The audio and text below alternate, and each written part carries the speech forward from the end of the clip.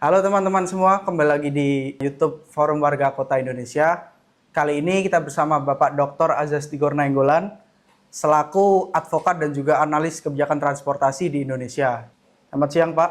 Siang Alan. Ya ini Pak, saya mau sedikit tanya-tanya nih, terkait muatan berita dari Detik Travel. Saya bacakan judulnya dulu ya Pak. Soal aturan baru bagasi Citylink, rute domestik berlaku per 1 Maret 2026. Ini berita dimuat dari 22 Januari 2026. Waktu itu kalau nggak salah kita pernah gugat Citylink ya Pak, soal pelayanan. Nah bagaimana nih Pak tanggapan Pak Tigor soal berita yang dimuat dari Detik Travel? Ya, saya baca sih memang ya judulnya menarik ya, catat aturan baru bagasi Citylink, rute domestik berlaku per 1 Maret 2026. Iya benar. Kita pernah gugat ya. Pernah. Waktu itu Alan jadi lawyernya kan?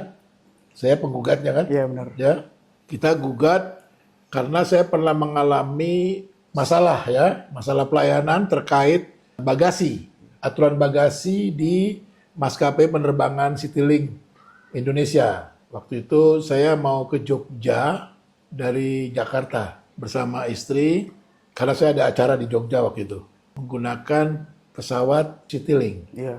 Itu tahun lalu lah, awal di bulan April kalau tidak salah. Juli ya. kalau nggak salah. Juli ya? Juli.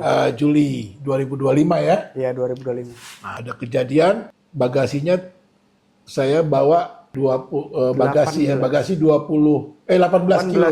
18 kilogram. Terus untuk bagasi ya. Iya benar. Kabin itu 10 kilogram lebih berarti kan? Iya. 7 tapi ukurannya lebih besar. Ya nggak sesuai karena pesawatnya kecil gitu, ATR. Pesawat baling-baling. Petugas Citylink yang di Bandara Halim Perdana Kusuma ketika itu mempersoalkan nih. Kenapa kok 18 kilo? Kan aturannya kan 10 kilo katanya. Saya bilang ini kan saya berdua. Sama istri ya Pak? Sama istri, betul. Saya bilang berdua. Iya. Kan 20 kilogram saya bilang. 10 tambah 10 berarti kan ya? Alam 20 harusnya. tambah-tambah jago nih matematikanya. Ya kan?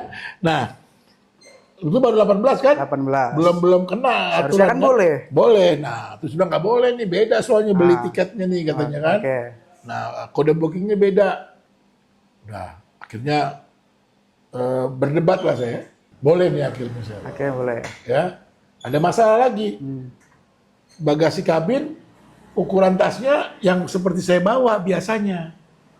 Kalau saya naik penerbangan biasa gitu, saya nggak tahu nih kalau aturan ATR tuh beda ukuran koper bagasinya di kabin, lebih kecil. Waduh, ribut lagi kan? Akhirnya saya keluarin tuh barang di koper kabin itu, yang untuk kabin, saya bungkus tuh sama di scrap yang ada di bandara. Saya boleh akhirnya terbang sama istri saya, tapi dia bilang, nanti Pak pulangnya nggak boleh ya Pak, harus dipisah nih, yang 18 kilogram. Oh, jadi Pak Tigor udah beli tiket pulang pergi kan? Betul, saya beli tiket pulang pergi. Ya udahlah. Berangkat ya boleh, pulang nggak nggak boleh. boleh. Nah, udah. Saya ada acara kan penuh juga. Nggak bisa saya beli koper baru lagi. Belum beli koper baru dong, dipisah kan? Enggak deh. Saya minta dibatalin sama teman saya yang di Jakarta. Tolong batalin, cariin lagi tiket yang lain. Bukan Citylink. Saya ceritain kasusnya. Udah. Akhirnya dibatalin tiket pulang Yogyakarta, Jakarta dari Citylink, beli maskapai penerbangan lain. Nah dari situlah saya merasa ini nggak ada informasi yang benar nih. Saya kan sebagai pengguna layanan maskapai penerbangan Citylink harusnya dapat informasi yang benar tentang aturan bagasi, beratnya berapa, bagaimana ukurannya, segala macam. Saya nggak dapat, saya bilang. Waktu berdebat di Halim. Dari petugasnya juga nggak dikasih tahu Pak Tigor? Ya pada saat itu aja. Di tiketnya nggak ada itu. Kan harusnya dapat informasi di tiketnya kan, aturannya gitu. Nggak ada. Seperti nanti kita nih mau ke NTT ini kan, ke Flores. Di tiketnya kan kelihatan tuh. Bagasi 20 kilogram. Kabin 7 kilogram. Ada kan? Okay. Waktu itu nggak ada. Nah, artinya saya merasa hak saya sebagai pengguna layanan atau konsumen dilanggar nih. Karena kan di Undang-Undang Perlindungan Konsumen nomor 8 tahun 1999 di pasal 4 dikatakan konsumen itu punya hak beberapa. Salah satunya mendapatkan informasi yang benar tentang layanan. Nah, saya kan nggak dapat nih, tiba-tiba dicegat ya kan? Udah waktu itu mau boarding lagi. Iya. Saya udah ini juga kan takut Panik batal. juga kan? Panik, betul. Jadi itulah kita gugat ya. Iya. Kita gugat, dia nggak memberikan informasi yang benar waktu itu dasar gugatan kita kan kepada konsumennya. Sehingga saya sebagai konsumen bersama istri dirugikan. Mengajukan gugatan waktu itu ya. Ajukan gugatan kepada Citilink, perbuatan melawan hukum melalui Pengadilan Negeri Jakarta Pusat. Sebagai konsumen kita harus begitu. Harus menjadi konsumen yang kritis. Ya. Oke. Nah, gugatan itu kan waktu itu tujuannya edukasi juga, edukasi ke masyarakat, edukasi ke publik kepada produsen ya, produsen jasa layanan atau produk gitu ya, supaya memberi produk yang benar, informasi yang benar tentang produknya, seperti itu. Akhirnya kan pihak Citilink pada saat mediasi dimediasi oleh Pengadilan Negeri Jakarta Pusat, ketika itu ya mengaku ya punya etikat baik lah. Punya ya, etikat Pak. baik. Minta Minta maaf, terus janji kan kita bilang mau memperbaiki layanan. memperbaiki layanan, kasih informasi yang jelas ke masyarakat segala macam. Saya begitu baca berita di Detik Travel ini, detik.com, wah ini udah berubah nih. Citilink bagus nih. Jadi dia ngasih informasi ke masyarakat, ya, bahwasanya aturannya bagasi Citilink yang baru, dia bilang, catat aturan baru bagasi. Nah, jadi dia udah menjalankan kewajiban dia nih. Berikan informasi Yang benar. ya. Tentang ini, tentang bagasi. Berlaku per 1 Maret. Saya pikir ini ngefek juga ya gugatan kita gitu loh. Ya, punya dampak gitu loh kepada Citilink. Sehingga Citilink juga memperbaiki manajemen layanan ya tentang informasi. Sehingga bisa membantu konsumennya atau penggunanya. Itu. Nah, jadi akhirnya kita berdamai waktu itu kan. Saya berdamai dengan Citilink, oke. Gugatan kita waktu itu hanya gugatan materinya cuma Rp100.000 ya. Cuma 100.000 kalau. 100.000 waktu itu ya. 100.000. Terus dia hanya mengakui saja, minta maaf dan berjanji mau memperbaiki ya. Layanan dan informasinya, penyampaian informasi ini sudah lakukan sama dia. Jadi bagus juga di Citilink. Ya, terima kasih nih buat Citilink yang sudah mendengarkan dan melaksanakan apa yang memang kita tuntut. Pak Tigor, kayaknya ini warga sekitar ada yang mau penasaran nih, ada yang mau bertanya. Oke. Coba warga sekitar. Bang sama Ya, boleh. Yuk. Gugatan publik ini kan sebenarnya banyak ya. Cuma kan kayaknya lebih berfokus atau fokusnya tuh cuma hal-hal yang menyangkut kerugian material aja nih Bang. Atau malah ada yang dipakai buat nyari duit. Cuma kan seringkali ini malah yang punya pengaruh buat kebijakan seperti gugatan Citilink kemarin itu malah ngerasa males. Ngerasa wah kayaknya bakal ngeluarin uang lebih besar gitu kan. Apa sih pandangannya atau sarannya gitu loh Bang? Karena kan kita lihat apalagi usaha maskapai penerbangan ini seringkali memancing atau menimbulkan keributan tuh. Contohnya kayak di Medan gitu kan, kita sama tahu tuh. Sering tuh ada inang-inang atau mama yang ngamuk sama petugas maskapai dan gak ada penyelesaian akhirnya. Dan kasus-kasus seperti itu nggak pernah sampai ke meja hukum. Gimana sih? Coba tanggapannya atau mungkin masukannya untuk kami nih warga sekitar. Nah, gimana Pak Tigor? Ya. Boleh, silakan. Ya memang sih ya kita ini harus jadi konsumen yang kritis ya supaya mendapatkan layanan yang bagus. Kan hak konsumen itu kan mendapatkan layanan yang bagus, Betul. informasi yang bagus gitu ya. Karena sistem ya kurang mewadahi ataupun membantu masyarakat yang menjadi korban, ya sistem hukum kita nih Betul. itu nggak mendukung, memang belum mendukung supaya masyarakat itu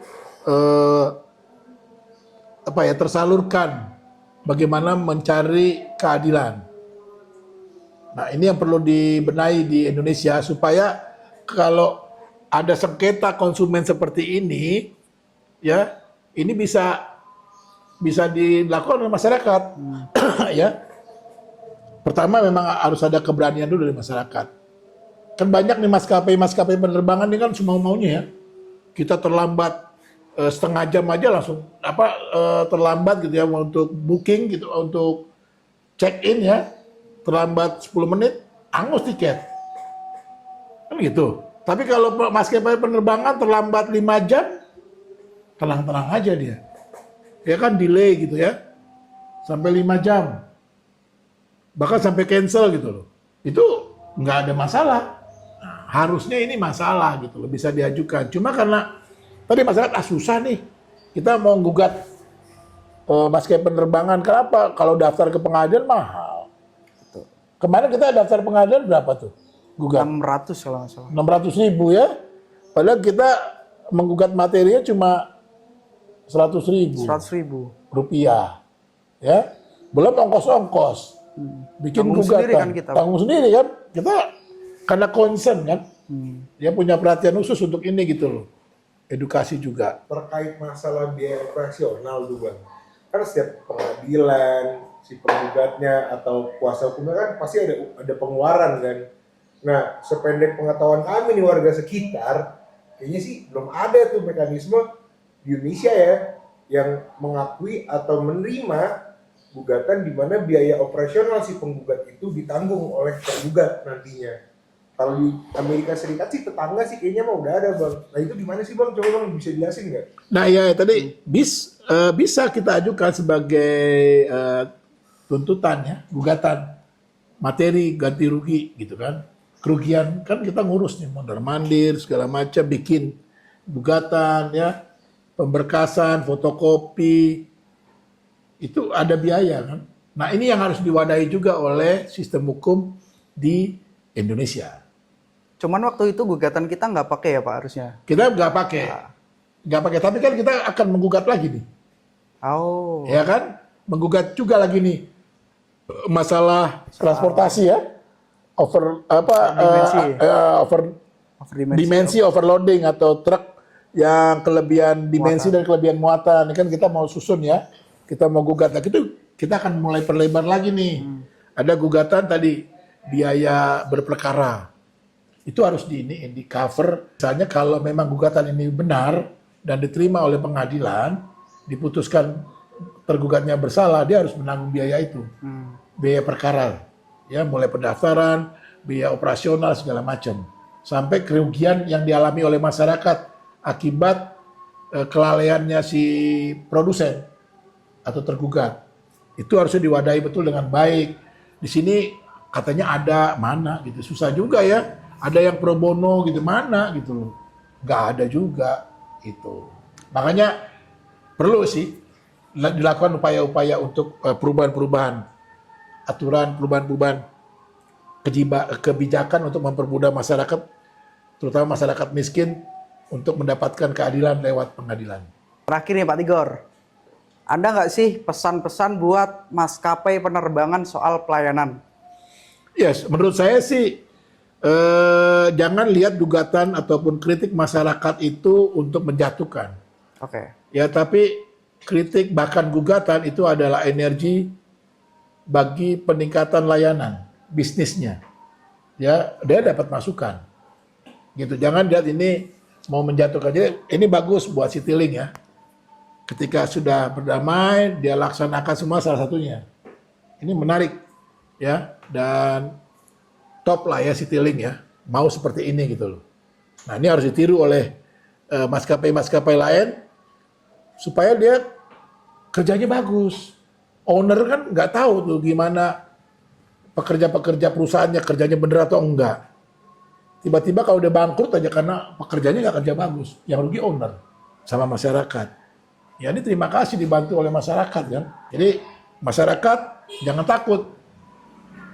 Kalau memang ada masalah, gugat. Ya, dengan pelayanan publik, ada masalah, gugat. Harus. Ya, kalau enggak, nanti kita rugi. Saya berharap ada lawyer-lawyer lain, advokat-advokat lain yang mau seperti kita lah, ya kan? Ya, menyediakan dirinya, waktunya, bahkan mau membiayai sendiri, membantu masyarakat, menggugat dalam konteks perbaikan layanan publik ataupun layanan-layanan bisnis yang melanggar hak-hak konsumen. Ya, supaya masyarakat juga tidak dirugikan terus dan masyarakat kita jadi sejahtera. Baik, terima kasih Pak Tigor atas waktunya. Sama-sama Alan. Terima kasih teman-teman. Sampai ketemu lagi di video fakta selanjutnya. Jangan lupa like, komen, share, dan subscribe YouTube Fakta Indonesia. Salam fakta, salam suara warga.